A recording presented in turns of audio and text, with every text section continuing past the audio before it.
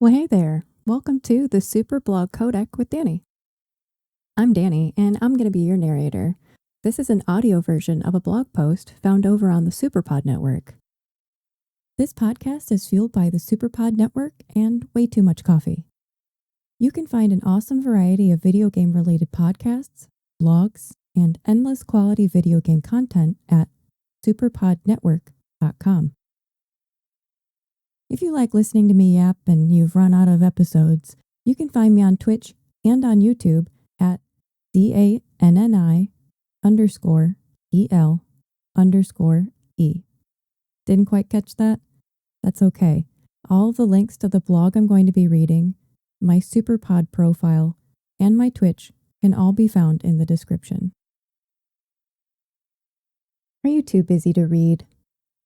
Do you not have time for a full podcast episode? Don't worry, that's what the Superblog Codec is here for. I've gotten permission from the cool human who wrote the original blog post to read their thoughts out loud for you. Today on the Superblog Codec, I'm going to be reading to you Tony's blog post titled, "Your Favorite Games and Consoles Are Getting Older, and That's Okay." This was originally posted to quitthebuild.com on June 9th of 2024. It was then posted to the Superpod Network on January 22nd of 2025.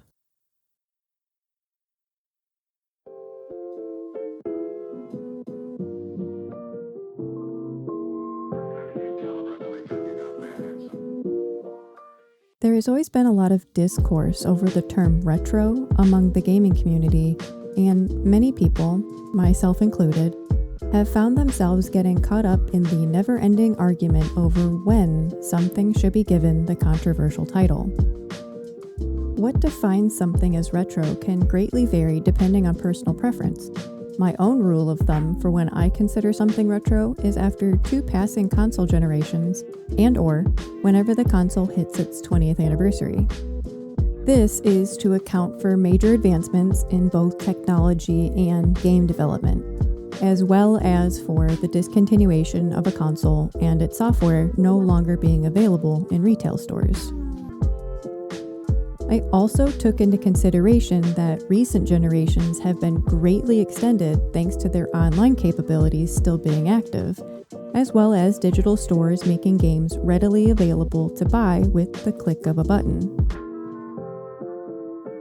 Recently, however, the tides of time have started to turn with the closure of the Wii U/3DS servers, as well as the closure of the Xbox 360 store this coming July, and the inevitable closure of the PSN store for the PS3 and Vita, likely happening sooner than later.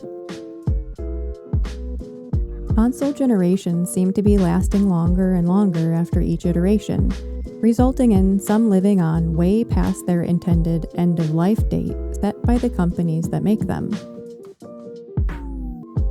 There have also been a ton of modern ports and remasters released over the years, with a lot of them having quality of life improvements added that can help the games feel fresher than they really are. Then we have the 8th gen consoles like the PlayStation 4, a 10-plus-year-old console that, despite Sony discontinuing the production of most models just a few years ago, still seems to have a lot of life left in it thanks to its overwhelming popularity, resulting in developers to still releasing games for it almost 4 years into the current generation. While the 8th gen is a very long way off until it can even be considered retro, I can definitely see an argument for pushing the dial back a bit or maybe even avoiding using the word altogether going forward. This leads me to my first question. Why do people care so much if someone calls a console retro? I kinda get why some might be a bit reluctant about it. A few years ago, I heard Chop Suey by System of a Down playing on the local classic rock station for the first time, and it was a very sobering experience. This was a song that basically was the anthem of my freshman year of college, and hearing it playing alongside a bunch of dad rock literally made my bones feel like they were turning to dust. Many of us spent our adolescence and young adult years playing these consoles, and hearing them now being referred to as old is kind of shell-shocking. So perhaps the real issue is that when someone hears these consoles being referred to as retro, they themselves might feel like they are also being labeled as old and obsolete.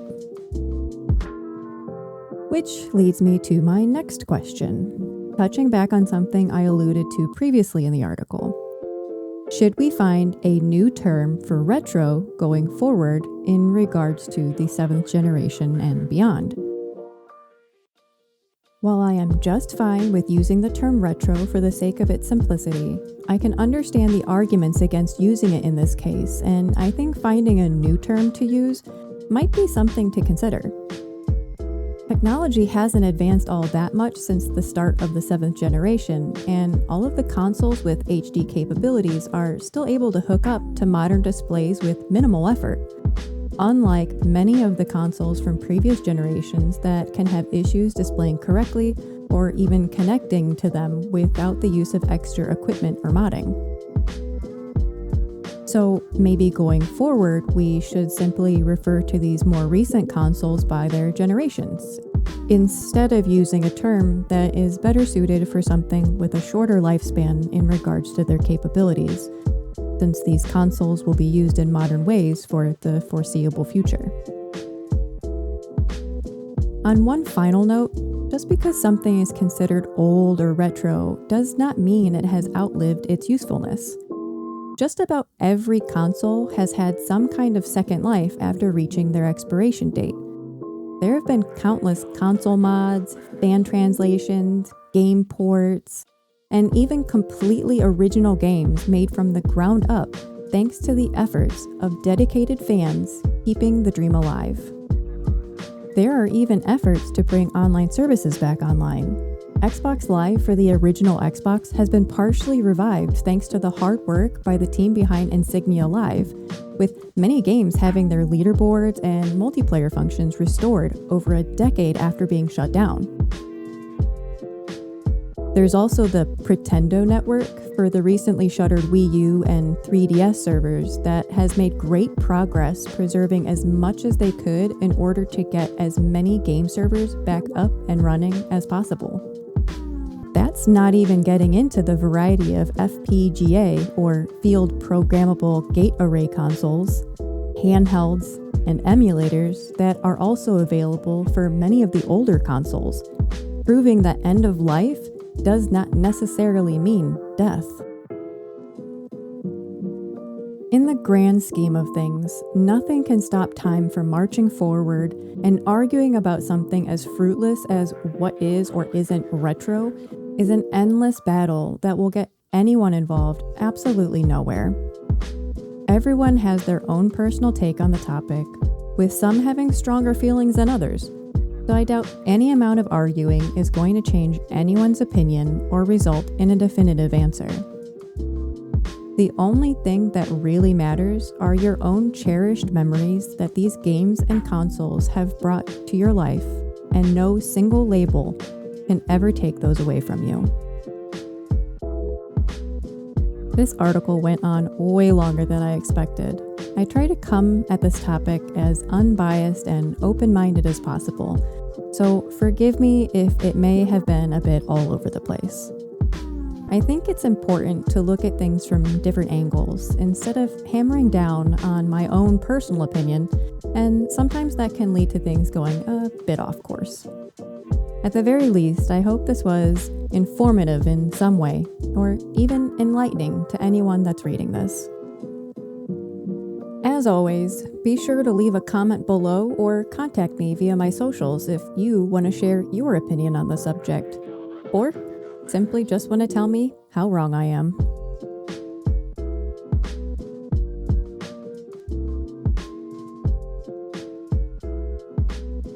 I hope you enjoyed this episode of the Superblog Codec. If you want to interact with the show and let me know what you think of this podcast, you can find me on the Superpod website at superpodnetwork.com. Thank you for spending some time with me today. Don't forget to check out the links in the description to find more ways to follow Superpod content.